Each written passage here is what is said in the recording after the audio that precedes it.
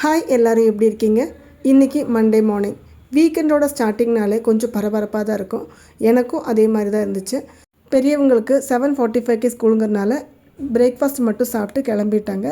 சின்ன பாப்பா தான் இன்றைக்கி அவளுக்கும் லஞ்ச் எடுத்துகிட்டு போகிறா. அதனால் லஞ்ச் ஃபஸ்ட்டு பேக் பண்ணிடலாம். இன்றைக்கி ரொம்ப சிம்பிளான மெனு தான் ரெடி பண்ணியிருந்தேன்.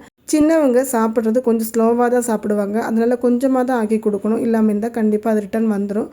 வந்துட்டு இல்லைம்மா எனக்கு டைம் கிடைக்கல அப்படின்னு நம்மக்கிட்ட கம்ப்ளைண்ட் சொல்லிகிட்டு இருப்பாங்க.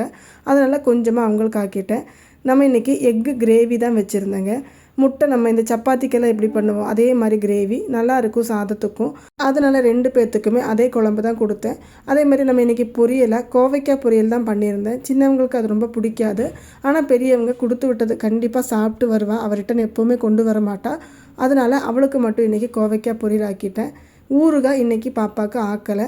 ஏன்னா டெய்லியும் ஊறுகாய் சாப்பிட்றது நல்லதில்லை. அதனால் இன்றைக்கி பெரியவங்களுக்கு ஊறுகாய் கொடுக்கல. இன்றைக்கி இவ்வளோ தான் சிம்பிளாக லஞ்ச் பேக் பண்ணி கொடுத்து விட்டாச்சு. அப்போ ஓகே பாய்.